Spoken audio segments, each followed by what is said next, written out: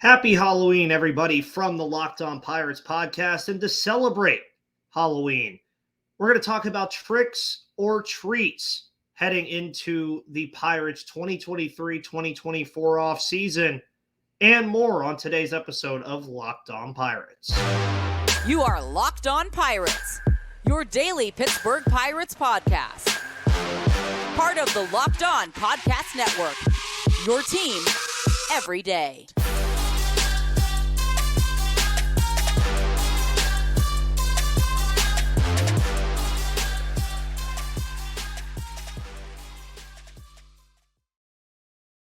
Welcome back, everybody, to the Locked On Pirates podcast here on the Locked On Podcast Network, where it's your team, your Pittsburgh Pirates. My name is Ethan Smith.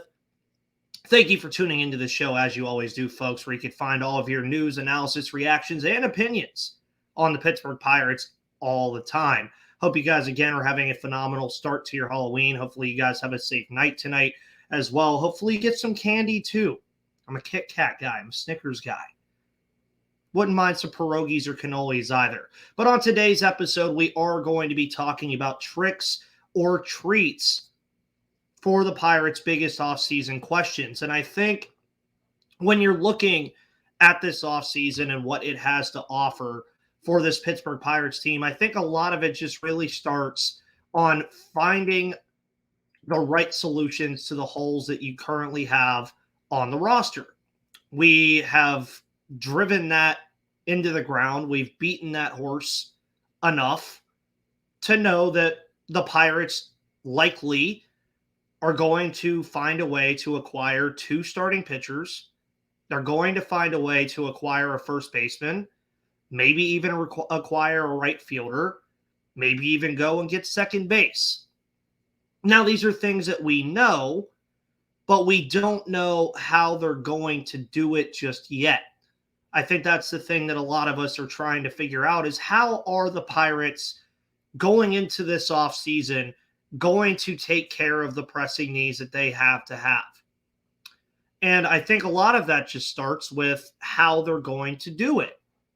Obviously, free agency would be the easiest thing to say because we can highlight who the free agents are and what the free agents are going to look like in the coming weeks. But we don't know how much these guys are going to get on the open market. I mean, you look at last year's offseason, and the Pittsburgh Pirates gave Rich Hill $8 million, something that I don't think a lot of people expected him to really get for his play at this point in his career. And you look at Carlos Santana at 6.5. Really, the market for free agency is always kind of dictated by the first couple of moves that are made in free agency. So I don't know what players the Pirates are going to be able to acquire because, yes, we all know the stuff that goes on about spending money and all that other stuff. The Pirates are going to go out and spend some money this offseason, folks. They are. But as I've said on this show, and will say, and this is my first trick or treat, spending more money can be either because it just depends on where you're spending that money at. Are you spending that money in a smart way to continue to figure things out and patch those holes that we all know the Pirates have? You could get tricked into spending too much money, and we saw evidence of that this season with teams like the San Diego Padres, the New York Mets, the New York Yankees. If you want to, the Philadelphia Phillies, even though they did get to the NLCS for the second consecutive season. But spending more money in how baseball is becoming is not always the key to success. Now, I will say this, it's a big reason why we're watching the Texas Rangers in the World Series right now because of the money that they have invested into that roster over the past 2 years. But it's not everything. As you guys heard on my Friday show when I was previewing the World Series, a large part of the success that they're having right now is coming from Evan Carter, Josh Young, Adolis Garcia, guys that were already there. Now, obviously, Garcia was a minor trade acquisition way back when for cash considerations from the St. Louis Cardinals. But you can make the argument that he was a Texas Rangers product. Garrett Cole is a Pittsburgh Pirates product.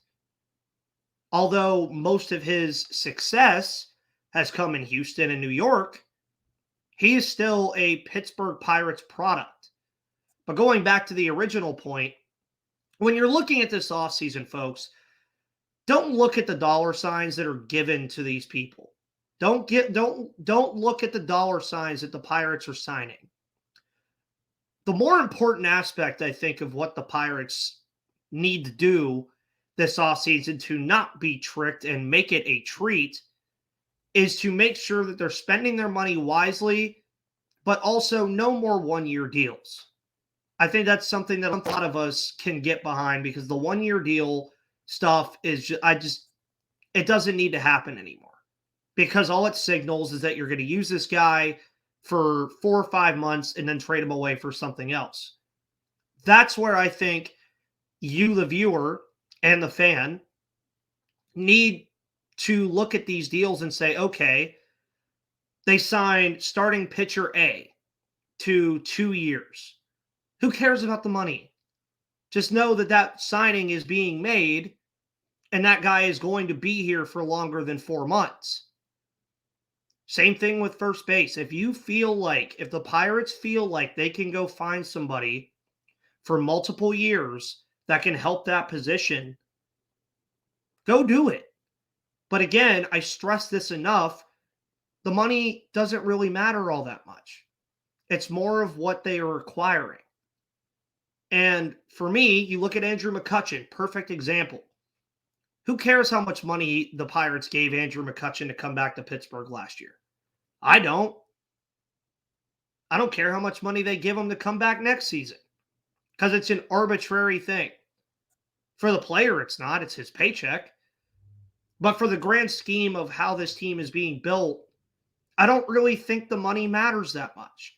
It more matters on what players Ben Cherington highlights that he wants and what deal he can get pen to paper with this pen right here. What deal can he get pen to paper for players he wants?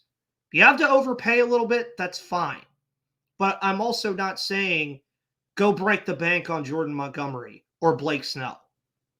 Yeah, it might sound worth it, and they would be phenomenal players to have on this roster, but you want to have the flexibility to be able to go around the entire free agent pool and even trades, which we'll talk about in the second segment of today's show, and make sure that you have the financial flexibility to patch all those holes.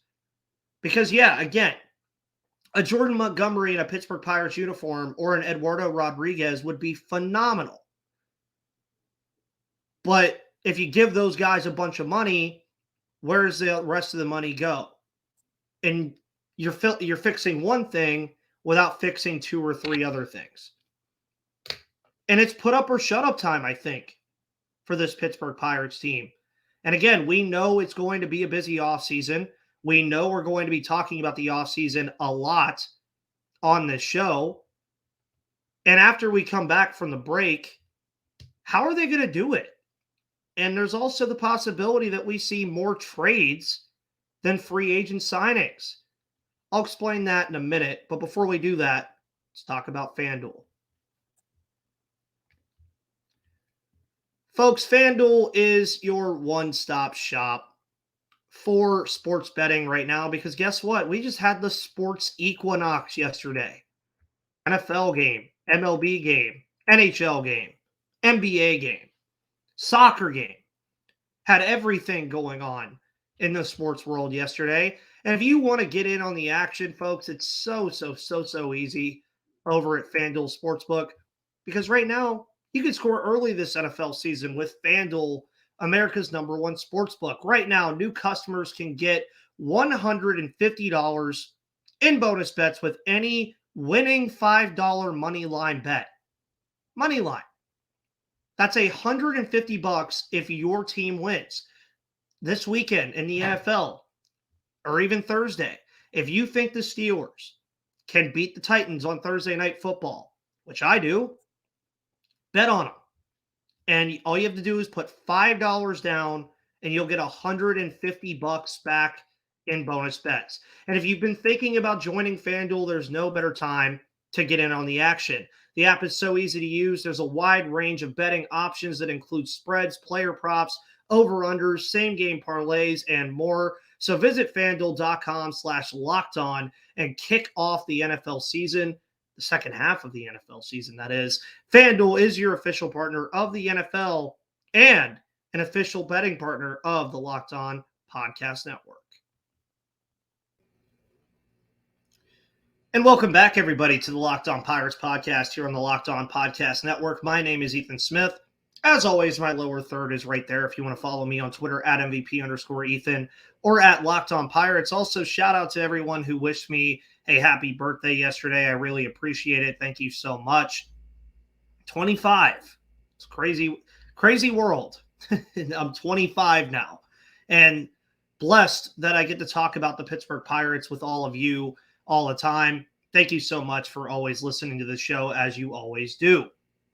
But again, we're talking about tricks or treats on the Pirates' biggest offseason questions in segment one. Obviously, we just talked about the money aspect of these things and why more money does not equal more success, especially for a team like the Pittsburgh Pirates.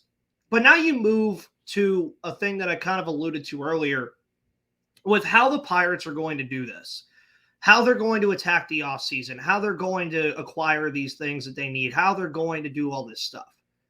And I think it all starts with looking at the roster that you currently have and seeing that there is an abundance of things in different areas. Obviously, we know that there is a gluttony of prospects and a gluttony of young players that they have in the middle infield. We know that. And do you keep all those guys? If you want to, but we know that our 6'7" grandson, O'Neal Cruz, is coming back next season and hopefully will be fully healthy, which removes a spot immediately. You look at Jared Triolo, who is a guy that has basically a Chris Taylor, Josh Harrison type beat to him right now, to where he can play in all different kinds of areas. And I think it all just boils down to the fact that all those guys can't be on the roster. Nick Gonzalez, Ji-Hwan Bae, Liover Peguero, Tucupita Marcano. All these guys can't be on the roster. And we've heard, obviously, that a lot of people within the Pirates organization believe that 2024 is the year to become a competitive team. We have heard that. And when you're talking about becoming a competitive team, you still want to rely on these prospects that have gotten you here. You want to rely on the guys that helped you start the season 20-8 and helped you improve by 14 games from 2022 to this season. But at some point, when you see that there are other needs on the roster that you have to fulfill, at some point you have to look at it and say, okay, what are these guys worth? And could we get something for them? You look at guys like Nick Gonzalez, who is going to get every opportunity he can possibly can as a first-round pick. He was Ben Cherington's first-round pick. He is going to get opportunities. You look at Liover Peguero, who I absolutely love. He's one of my favorite players on the roster. But at some point, where does Ji-Hwan Bae fit in? He can also play the outfield. Where does Tucupita Marcano fit in? But a lot of it boils down to how valuable these guys are and what you can get in return that you think is going to make you a better baseball team. Now, I think it's pretty obvious that if we are trading these guys, you want to look at it in a way where you say, okay, we're going to go get a starting pitcher that has controllable years, is what I think the goal would be if you're trying to trade for a starting pitcher by using some of your young prospects. And I'm going into this offseason, and the more and more that I think about what the Pirates have currently and what is going to be available in free agency for them to fill these needs, the more and more I think about it, folks, I wouldn't be shocked if there was more trades than free agent signings this offseason for the Pittsburgh Pirates, just because of the assets that they currently have available. You look at some of the guys that are going to eventually continue to grow in the minor leagues and could be valuable to other teams, again, in the middle infield. And you just look at what Ben Cherington has done in his tenure as the Pittsburgh Pirates general manager, and you've seen him make countless trades already. Some of them have been not so great. The Clay Holmes trade comes to mind.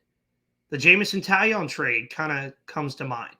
But then you look at other ones that have worked out very well, like Johan Oviedo and Malcolm Nunez for Chris Stratton and Jose Quintana. That one's worked out pretty well. You look at the Padres trade. You look at getting Joe Musgrove, for Joe Musgrove. You get Jack Sawinski and David Bednar, two guys that have been very, very much big parts of this team over the last two seasons. And you continue to boil it down and say, okay, what do we do? Do we make trades? Do we sign free agents? It's trick or treat. Again, you open that, you get your bag of candy out, and you could either look down after making a trade and you could have a full Snickers bar, or you could have some licorice. By the way, not a licorice fan.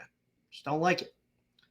But that's what I'm saying, folks, is the offseason, we're going to obviously have our rash reactions on what the Pittsburgh Pirates do this offseason. And we're going to say, oh, this move is horrible, or oh, this move, why? Like, in case in point, the Vince Velasquez video from last year that we all remember, that was absolutely hilarious to see from the social media team. Before he was injured, though, Vince Velasquez was a pretty damn good baseball player for this team, folks. He really was. And I think the Pirates are a completely different team if he's healthy. But when it boils down to it, we're going to have our rash reactions to things. It's just normal. Okay, like, they're going to sign a starting pitcher. And the immediate reaction is going to be, but this isn't this guy, or this guy is not that great, or he has this ERA or whatever. That's going to happen. And that's the trick or treat aspect of the offseason. A move might look great on the surface. Look at the Mets. The Mets won the offseason last year, folks. See where it got them? They had a worse record than the Pittsburgh Pirates did. The San Diego Padres, another case in point of winning an offseason. But winning an offseason doesn't always mean you're going to win the World Series or even be that great of a baseball team. The New York Yankees re-signed Aaron Judge, bring in Carlos Rodon. Look where it got him. You never know where these moves are going to take you. Now, I think, obviously, if a team that signs Shohei Ohtani this offseason gets Shohei Ohtani, I think you could go ahead and just say that's a treat for that team and not a trick. But outside of that, you don't know what is going to come from a lot of these teams and a lot of these players that they go to, because it's new places. Are they still as good as they were when you acquired them? That's the biggest question. So when you're asking about the trick or treat aspect on the biggest questions of the offseason, just don't overreact to anything. Just don't overreact. Let the Pirates and Ben Cherington do what they think is right, that is going to make this team competitive in 2024. And just because you see them go make a minor signing, that minor signing might work out really well, folks. Because remember last offseason, we picked up Harleen Garcia. He never grabbed a baseball in an MLB game for the Pirates this year due to injury. It's just the way the offseason works. But what I have to say, just don't have rash decision-making and analysis right away from something that happens. Because ultimately, it could end up being a treat for the Pittsburgh Pirates and helping them be competitive, or it could end up being a trick and something we look back on and Ben Cherington looks back on as a learning curve. That's just how the offseason works. Now, you heard me mention earlier about having players on the roster already and taking a look at that. The last two off seasons, the Pirates have extended two players in their core in Ke'Bryan Hayes and Bryan Reynolds. Is there another extension this offseason that could be on the horizon? It's a trick or a treat. We'll see. Folks, welcome back to the final segment of today's episode of Locked On Pirates here on the Locked On Podcast Network. My name again is Ethan Smith, your host of this wonderful show, and I thank you so much again for always tuning into this show and being the best fans and listeners a podcast host could ever ask for. Again, happy Halloween, everybody, as we exit October. That means the World Series is almost done. There's almost no more baseball in 2023, folks. The Rangers have a 2-1 lead on the Arizona Diamondbacks right now. 2 more games could be it. I predicted the Rangers to win in 7, so I'd like it to go 7 games. That'd be really, really nice. But we don't really know how it's going to work and what's going to happen. But at the end of the day, we're talking about the Pittsburgh Pirates. And as you heard me mention, they have, obviously, we know this, the last 2 years, 2022 and, of course, 2023, we have seen parts of the Pirates core be extended for a very long time. You look at Ke'Bryan Hayes, who signed that long extension that it looks like if he continues to play very well offensively, that may be one of the best contracts in all of baseball. Then you look at Bryan Reynolds, who one-ups him money-wise, becoming the new highest-paid player in Pittsburgh Pirates history before the season started. And I think a lot of it really helped this team because I think it's giving security to a lot of these players now that you're seeing the Bryan Reynolds and Ke'Bryan Hayeses of the world get extensions. So is it a trick or a treat that we could see another one this year and make Ben Cherington's streak of giving out an extension to 3 years in a row? And the two options, I mean, there's options that are here that could easily make sense. You start with David Bednar, obviously being one of them. Best closer, arguably, in baseball to some people. He is easily in the top 10. He was an all-star again this year, 2-time all-star for this Pittsburgh Pirates team. And extending him would make sense. Locking up your best reliever, especially when you feel like you're on the horizon of being a competitive baseball team, would absolutely make sense for this team at the right money figure. And obviously, he's probably going to take a hometown discount being from Mars. He's going to probably, if they were to approach him about an extension, say, yeah, I'll take less money to stay here. Because why wouldn't he? But then the other two, which I think are the more likely of the two if an extension was to happen, are O'Neal Cruz and Mitch Keller. Now, obviously, we didn't get to watch much of O'Neal Cruz this season due to his injury, and extending him could be kind of scary, but I think a lot of us could agree that O'Neal Cruz is going to just, at worst, be a very good baseball player. I mean, his ceiling is superstar status, but we know at the very least he is going to be a very good baseball player. Extending him would make perfect sense in everybody's eyes. Now, what does that look like? I don't know. I'm not here to tell you years and money and all that stuff. I did enough of that last offseason with Bryan Reynolds. But extending O'Neal Cruz would shore up the left side of your infield for a very long time. Now, obviously, O'Neal Cruz still just making his debut in 2021 and then in 2022, he still has a lot of time. Like, he still has a lot of years of control, all that other stuff, and you want to keep that in mind.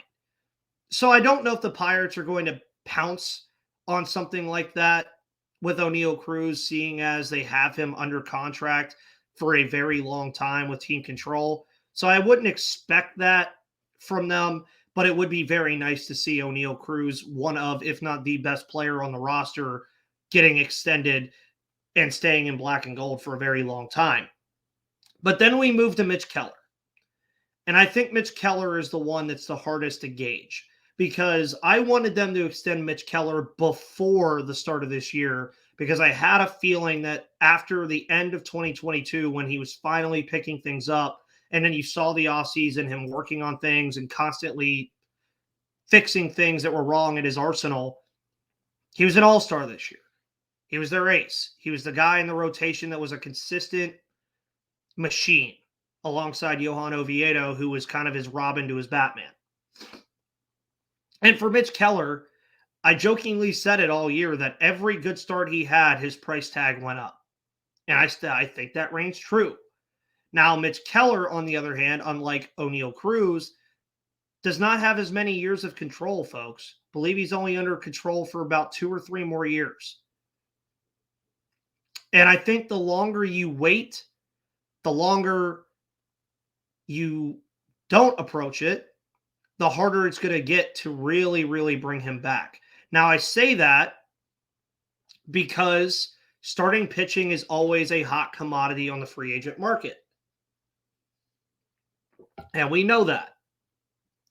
So when you're looking at what Keller's value across baseball would be, I mean, folks, you're talking about him being in the you're talking about him being in the $20 million a year annually if he continues on this trajectory. You really do. And for the Pittsburgh Pirates, I think it's something they need to do. Now, is it going to happen? I would lean more trick instead of treat, because I think they're going to focus on other things outside of the organization to bring in first. But it would be the biggest treat of the offseason if the Pirates could get Mitch Keller extended, because that would create a lot of great things. Because then if Johan Oviedo continues to do well, if you bring in some outside acquisitions, and then Paul Skeens comes along like they think he is, folks, you're looking at a rotation that's going to be very, very scary in the National League if all of that works out. And I think extending Mitch Keller and giving the rotation that security and that peace of mind would go a long way for this team. No doubt in my mind that it would. But at the end of the day, folks, it's Halloween. Don't get tricked by things this offseason. Enjoy the treats that come along the way. It's going to be fun. This offseason is slowly approaching, which means we're going to be covering it all here on the Locked On Pirates podcast. Again, my name is Ethan Smith. You can follow me on Twitter right there at MVP_Ethan or at Locked On Pirates for all of your news, analysis, opinions, and reactions to everything happening in the world of the Pittsburgh Pirates. Make sure you follow this show on Spotify, Odyssey, Google Play, YouTube, or wherever you get your podcasts. And folks, my name is Ethan Smith. Happy Halloween. See you on the flip side.